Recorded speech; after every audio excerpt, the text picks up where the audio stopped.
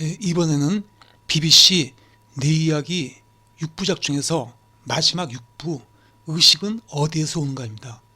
이 내 이야기는 일반 다큐보다 상당히 난해하게 느껴집니다. 이거는 이제 한 6가지 정도의 케이스를 통해서 의식이 무엇인가를 밝히려고 하는 거죠. 거기에 이제 첫 번째가 맹시증 환자를 통해서 알아보는 겁니다. 맹시증이라는 거는 여기 이제 그림이 있는데 이 그림을 보면은 시각이 눈으로 들어와갖고 여기서 바뀌죠. 좌우가 바뀐 다음에 뒤로 가가지고 시각 피질에서 처리가 되죠. 처리가 돼가지고 배면 통로는 이제 이 도설 패스웨이라고 했죠. 그 다음에 전면 통로는 이제 벤트럴 패스웨이라고 그러는데 이게 통해가지고 나온다는 얘기죠. 시각 처리된 게. 근데 도설 패스웨이는 이상이 없고 이 벤트럴 패스웨이에 손상이 생긴 환자들이 이제 맹시증에 걸린다는 거예요. 그러니까 맹시증이라는 것은 시각 자극 처리에 대한 의식적 경험은 없다는 얘기예요. 의식적인 경험은 없지만 무의식적으로 자극을 처리한다는 거죠. 이런 그 맹시증 환자를 통해서 이 보라색 화살표죠. 보라색 화살표 쪽으로 나오는 쪽이 뭐 어딘가 손상이 되면은 의식을 못하는 거예요. 그러니까 이게 의식 여부를 떠나 뇌는 오감을 통해 들어오는 자극에 반응을 하겠죠, 무조건. 근데 벤트럴 패스웨이 쪽이 망가지면 이 의식이 안 된다는 얘기죠. 그런 맹시증 환자를 통해서 의식이 뭔가 한번 규명을 해보려고 하는 거죠. 그리고 두 번째는 마취라는 그 행위를 통해서 마취가 이제 의식을 마비시키는 거니까 그래서 의식을 한번 또 파악해 보려고 하는 거고, 세 번째는 약물이죠. 약물을 집어넣으면 이제 환각에 빠지니까 의식이 바뀌지 않습니까? 어떤 형태로 이게 환각에 빠지는 건지. 그 다음에 네 번째는 서커스 하는 사람인데 이 서커스 하는 사람들은 약물을 이용하는 게 아닙니다. 그냥 약물을 이용하지 않고 자신의 생각, 자신의 의지로 뇌 안의 활동 패턴을 변화시켜가지고 고통을 느끼지 않는 겁니다. 그걸 통해서 이제 알아보는 거고, 그 다음에 다섯 번째는 반사작용 등 이 행동의 과정. 반사작용이라는 거는 의식 없이 움직이는 행동이잖아요. 그런 것들이 어떤 건가?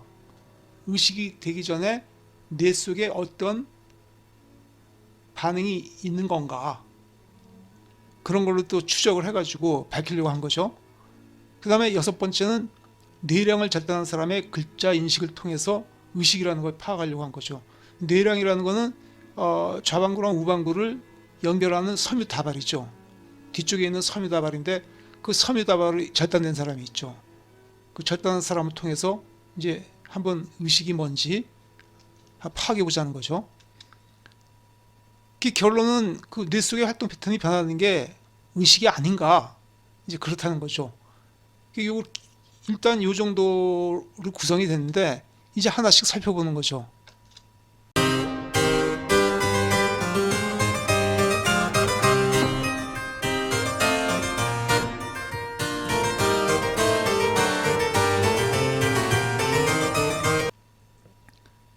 뇌도 나머지 인체와 똑같은 물질로 이루어져 있다. 그럼에도 뇌는 의식이라는 신기한 현상을 만들어낸다. 이 문제를 푸는 것이 과학의 궁극적인 과제일 것이다. 과학자로서 저는 의식을 신비한 수수께끼로 보는 시각에 찬성하지 않습니다. 의식은 뇌에서 일어나는 물리작용의 소산입니다. 지금부터 그 과정을 밝혀보죠.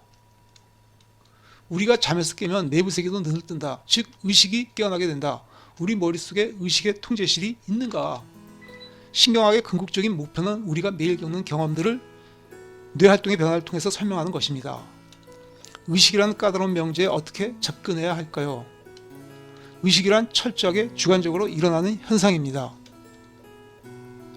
문제는 불과 1.5kg밖에 안 되는 부드러운 신경과 혈관 덩어리가 어떻게 그렇게 놀랍고도 풍부한 의식을 발생시키는지 알아내는 것입니다. 뇌 속에 의식의 통제실이 있다는 증거는 있는가? 체스트의 작은 맥주집을 자주 드나들던 한 단골 손님의 뇌가 이 문제에 대한 해답을 제공해 주었다. 그러니까 이 사람이 어렸을 때 교통사고를 당해갖고 뇌를 다쳤다는 거예요. 뇌를 다쳤는데 그 이후로는 오른쪽이 안 보인다는 거죠. 이 사람은 시각은 정상이죠. 수정체라는 건 다친 거 없고 다 한데 보질 못해요. 오른쪽은 못 본다는 거예요. 그럼 오른쪽을 못 본다는 얘기는 왼쪽 뇌 뒤쪽에 좌반구 쪽에 그 뒤에 시각 피실 쪽에 어딘가가 손상이 됐다 이거죠. 이 사람이 이제 맹식증인데 처음에 얘기했듯이 벤트럴 패스웨이, 그러니까 전면 통로 쪽으로 나오는 그 어딘가 그쪽이 손상이 됐다는 얘기겠죠. 시야의 절반만 보고 사는데 익숙해졌다.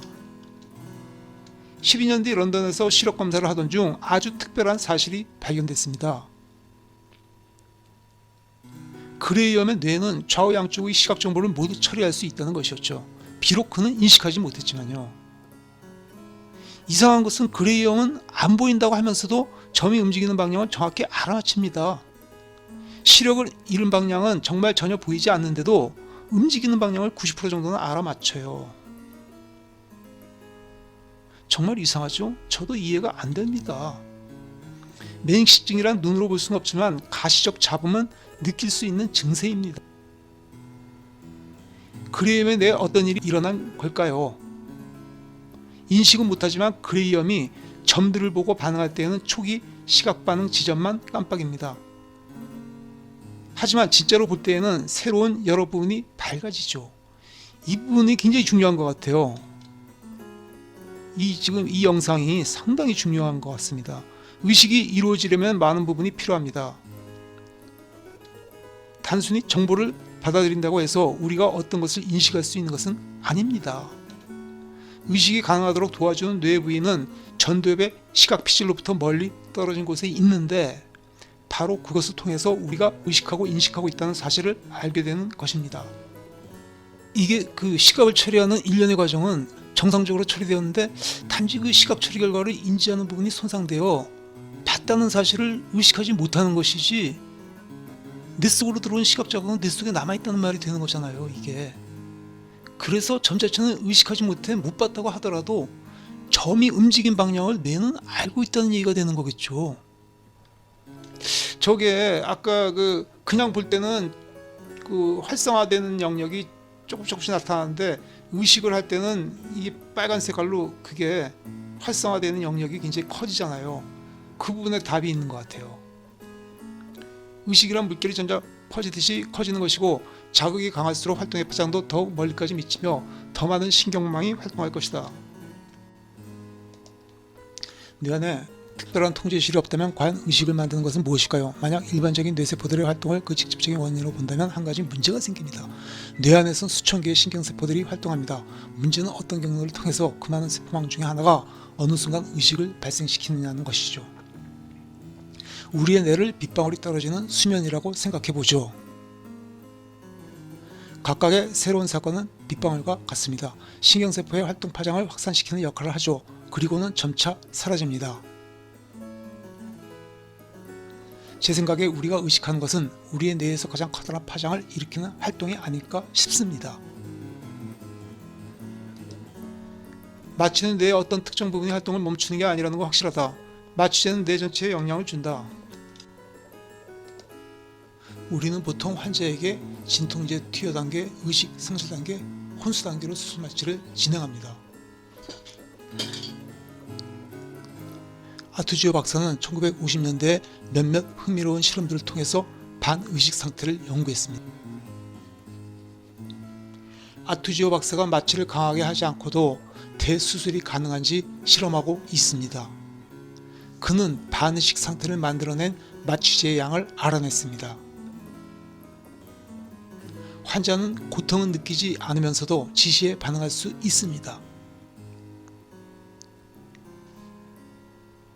이게 지금 고통만 차단된 거잖아요. 다른 건 지금 다 알고 있고 다 인식하고 있는데 고통은 느끼지 않는다는 얘기 아니에요. 지금 케타민이 들어가면 전혀 다른 세포망들이 형성되고 평소와는 다르게 활동한다.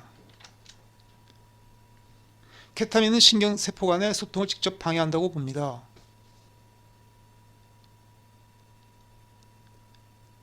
케타민 때문에 소통에 이상이 생겨서 소통이 깨지는 세포도 있고요. 케타민은 신경세포 간의 새로운 모임을 만들게 하죠. 그래서 케타민이 들어가면 전혀 다른 세포망들이 형성되고 평소와는 다르게 활동하는 것입니다.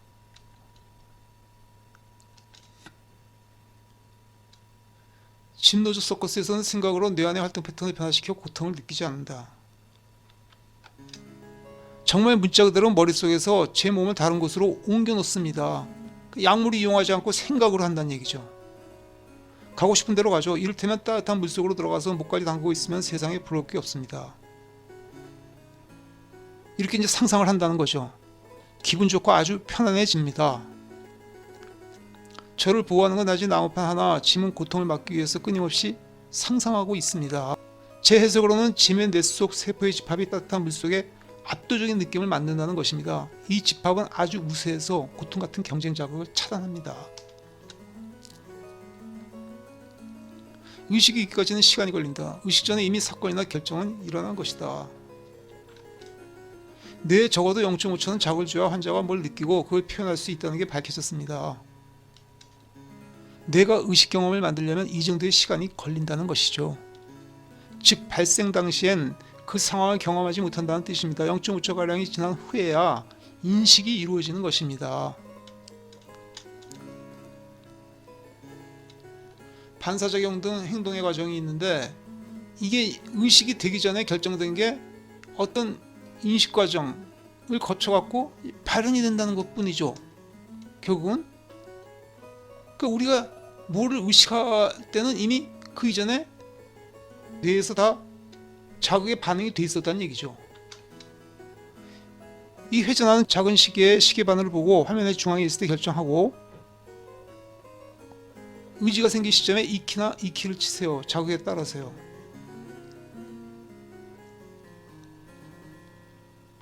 다음에 컴퓨터에 당신이 처음 의지를 느껴서 버튼을 누른 시계바늘의 시간이 표시돼요.